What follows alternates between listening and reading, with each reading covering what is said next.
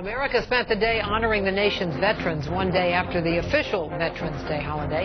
In Dallas, hundreds lined the streets for that city's annual Veterans Day parade.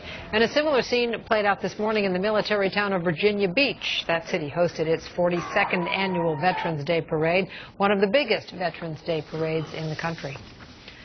The federal government is giving up on a move to take over the local World War I memorial on the National Mall and turn it into a national memorial. Tom Sherwood was there for the announcement today and joins us with more on this good news for veterans and residents of the District of Columbia. Tom? Doreen, local citizens are proud of their little memorial and they want their local history respected. The D.C. World War I Memorial commemorates about 500 D.C. citizens who died in that war. The 1930s memorial encircles their names alphabetically without regard to sex or race, uncommon in that era.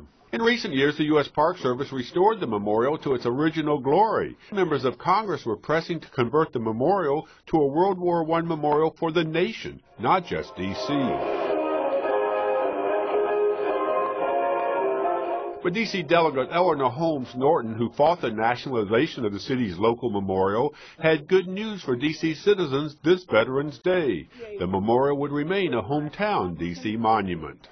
The D.C. War Memorial, paid for with the blood and treasure of D.C. residents, will remain exclusively dedicated to the district's World War I veterans. Norton also used the press conference Monday to urge more respect for the D.C. flag itself. Norton was joined by Tomi Rucker, a D.C. fire investigator whose son Jonathan proudly joined the Navy. But when he graduated from Great Lakes, Rucker and her husband, D.C. Police Sergeant Michael Boyd, were embarrassed that the D.C. flag wasn't flown when state flags were flown for other graduates. So if you were from Virginia or Texas, that flag would come out, and that family for that recruit would cheer and yell. Well, they went down the line, and I'm saying this can't be.